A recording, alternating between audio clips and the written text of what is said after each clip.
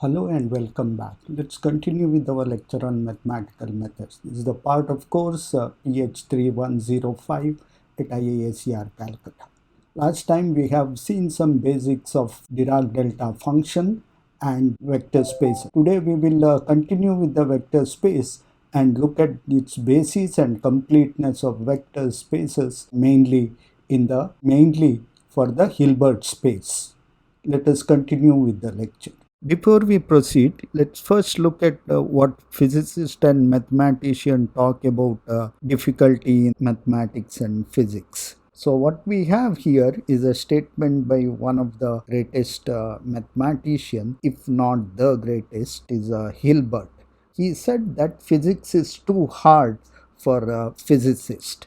So he is undoubtedly has worked both in physics and mathematics. You have already familiar with the Hilbert space, which is a complex infinite dimensional vector space, and he is also involved in the formulating the least action principle for theory of relativity. On the other hand, we have Einstein, one of the greatest physicists. He was not entirely known for his ability to do mathematics. He was often helped by mathematicians, closely worked with the mathematicians such as Grossman and others who constantly help him with the mathematics. What he said was, don't worry about your difficulty in mathematics. I can assure that mine were still great.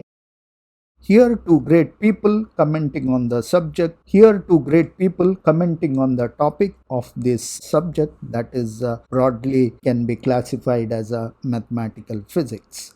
So we are slowly moving into linear vector spaces or basically a Hilbert space. So Hilbert always pitied, forget about mathematics, they even have a difficulty in understanding the physics itself.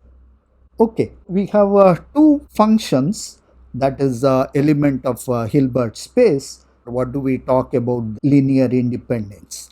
The linear independence in terms of conventional vector space is that two vectors phi and psi, if the linear combination of them, that is alpha into phi plus beta into psi, equal to 0, if and only if alpha is equal to 0 or beta is equal to 0. If that doesn't happen, then we call them they are dependent on each other, and then we can usually represent one in terms of other. The consent of linear independent is very important for two vectors which cannot be expressed one in terms of other. So it plays a very fundamental role. You know that the basis vectors are the minimum number of linearly independent vector which completely describes the entire vector space. So we have to look at this definition. What we have given here is a definition, not a method to find out the linear independence. So somehow this has to be translated into a method which we can use, or an algorithm which we can use to figure out in a L2 space two functions are linearly independent or not. So what is the most important operation we know about the continuous functions is the differentiation. So let's take this expression and then differentiate it with respect to dependent variable x. Then alpha and betas are constant, so we get alpha into phi prime plus beta into psi prime. So this is basically differentiating it once. Okay, the standard convention is phi prime is a d phi by dx. Now we call the first equation as a 1 and second equation as 2 and play around with that. We multiply equation A with the phi prime and then multiply equation B by phi and subtract from one another. By doing so, we get some factor cancels out, and then remaining term could be simply written in terms of this. On the left hand side you have this combination, on the right hand side it is 0 because both the equations have a 0 on the right hand side. This leads to phi psi prime minus psi prime phi is equal to 0. One may state that this is an independent condition to have two functions are linearly independent. Its actual definition is this, but we have differentiated and combined them to represent an alternative way to see whether two functions are linearly independent or not. Now, this expression is true only if this condition for the linear independence true, that is, if this is 0, then alpha is equal to 0 and beta is equal to 0. So, this is what we have is a condition for the linear independence, and there is an alternative way of understanding them, what is known as a Wronskian of a two function. If phi and psi are the two functions in the Hilbert space, the Wronskian of the function is defined as it is usually represented by W of phi and psi, that is equal to phi psi prime minus phi prime psi. So, this is a definition of a Wronskian of two functions, and from previous understanding of a linear independence, what we have actually shown that if two functions phi and psi in a Hilbert space are linearly independent, if, that is I double f, if and only if Wronskian W of phi and psi is not equal to 0. The Wronskian is phi psi prime minus phi prime psi. So, this is an alternative way of figuring out if two functions are linearly independent. You simply take the Wronskian of that, and if that is 0, then two functions are linearly dependent. If it is not equal to 0, then two functions are linearly independent. Proof is actually we have shown that from starting from the condition for linear independence, we differentiated and combined them to get this combination, and that is exactly what it turns out to be. Now, let's take a quick example. Let's take two functions. Let's take phi is equal to x and psi is equal to x square. Then we compute the Wronskian of them, that is W of x and x square is equal to x into 2x minus 1 into x square. We can clearly see that this is not equal to 0 unless x is equal to 0. That's very specific case. Otherwise, it is not equal to 0. That means that the function x and x square are linearly independent. Does it mean that they form a basis? I have already stated that what is the meaning of basis? Basis is a minimal number of linearly independent vectors which can span the entire vector space. That is, any element of vector space we should be able to express from I going to n. If the vector space is an infinite dimensional vector space such as a Hilbert vector space, there are again concept of a countable and uncountable. If it is a countable infinity, you could always take capital N to be infinity, then AI into EI. So, EI is a standard way of explaining Rn. You could replace it by phi I or psi I, which represents the basis element of Hilbert space. This is a way of figuring out if a given two vectors are linearly independent.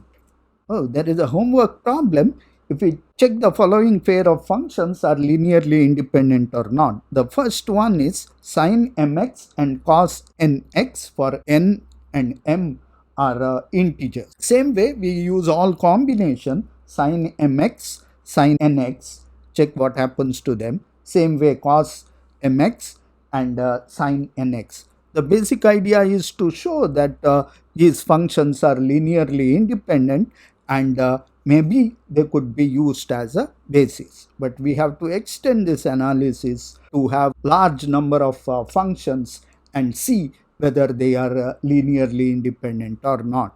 It is not enough to figure out two functions are linearly independent or not. We need to do it for a finite number or infinite number if necessary. Then only this test become useful, and that is what we will see. The Wronskian and linear independent. Let n function phi I be elements of Hilbert space are linearly independent if and only if Wronskian of phi of I is not equal to 0. So, this should be not equal to 0 if it is equal to 0, then it is linearly dependent. There is a glaring typo, but it is easy to figure out that if the Wronskian of n function is 0, then they are linearly dependent. If it is not equal to 0, then linearly independent. The Wronskians are defined as a determinant of a n cross n matrix, with each row is given by n function. The second row is given the first differentiation of all the basis function which you want to check whether they are linearly independent, and third is a second derivative, and so on, and the last one is a n minus 1th derivative. So if this determinant is not 0, then you can assume them to be linearly independent. This is a way to check if the given set of functions are linearly independent. We can further use them to figure out if they form a basis. That means that they have to span the entire space. So that is what we are going to look at next.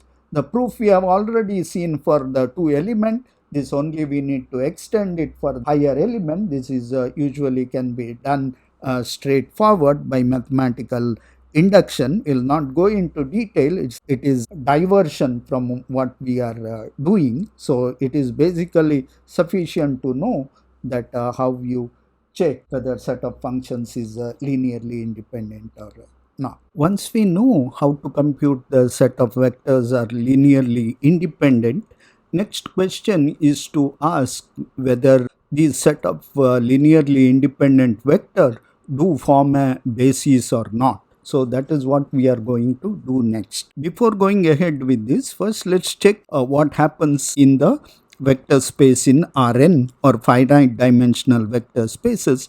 Then we can easily extend that to Hilbert space or a continuous vector space. Let us first see how to check a given set of n vectors ei form a basis vector or not. First thing to check is that they should be linearly independent. Without linearly independent, they cannot be basis. That is what we require. Once we see that they are linearly independent, any vector v in the vector space should be expressible as a linear combination of basis vector. That is v is equal to sum I going from 1 to n ai ei, where the ei's are basis vectors and the a is the coefficient of linear combination. Now, how do we check linear independence?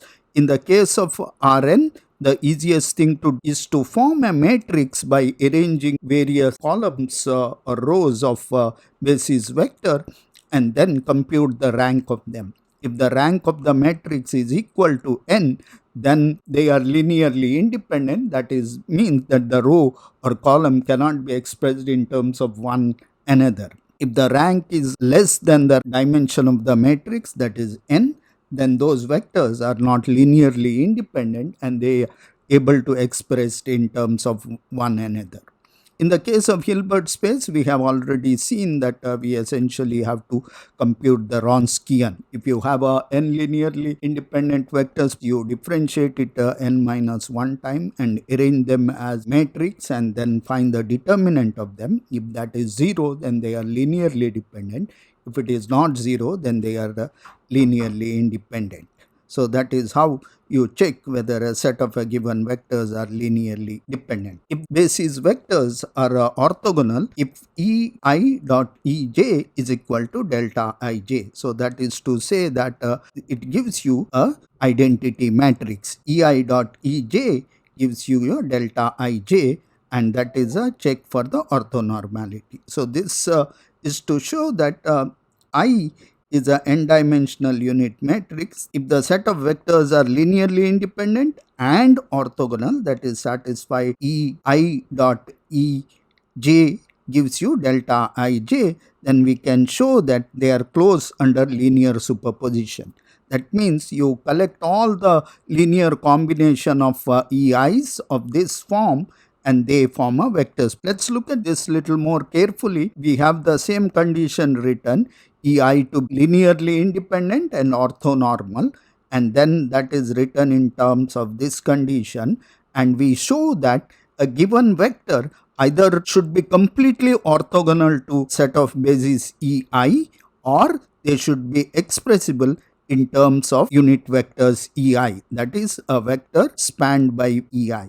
So any vector is able to expressed in terms of some I going from 1 to n ai ei, or it should be orthogonal to the entire set of bases. Now the proper statement would be any arbitrary vector should be of the form V, that is expressed as a linear combination of ei's, or it should be orthogonal to the vectors of the form given by this combination.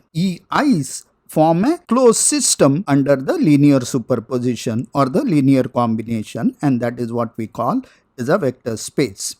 Now this question is rather tricky whether, and it turns out that there are two possibilities. One, it is spanned by these orthogonal vector, or it should be completely outside and will not be able to expressed as a linear combination of these vectors. So let's start with the understanding that the vector ui is orthogonal to each of the basis element ei. Now, if we do not do this assumption, then we are contradicting. It has certain component, then certainly it can be expressed as a linear combination. So let's start with the dot product v dot u dot a, and that can be expanded in terms of bases, and then we write the vector v as a I going from 1 to n ai ei dot ui, and that is equal to I going from 1 to n ai, and we club the ei and ui together, and then we know that that is equal to 0 because each of these is 0, and that summation would go to 0. So this says that the vector E is closed under the linear combination or linear superposition. At least it forms a space. It looks like a complex combination of linear vector spaces and so on. Give it a thought. Let's look at a quick example. Let's take a two linearly independent vectors. Okay, so they are E1 is equal to 1, 0, 0, 0. I'm intentionally taking a three-dimensional. It doesn't matter what is a higher dimension in which it is sitting. At least we know that these two are linearly independent vectors. So question is whether they form a vector space on themselves or not. Now ei dot ej is equal to delta ij, or identity matrix. It is very straightforward to figure out. These are the standard unit vectors in two dimension. I have added one more dimension by putting an extra component that should not distract. So there is an identity matrix 2 cross 2. So this form a two-dimensional vector space, and any two-dimensional vector would be written as a combination of these two vectors, and that is what we use in the R2. Now again, let's look at a vector, arbitrary vector, which is u, which is either we should be able to write as a linear combination of these two, or it should be orthogonal. So we see that this vector is not spanned by E1 and E2. So this is an outsider. It is also orthogonal. Now you may ask what happens to the vector 1, 1 and 1. Okay, so this vector would have a component, and the two of these components are able to expressed as a linear combination, and this is a third one which will not be able to expressed in terms of a linear combination of an E1 and E2.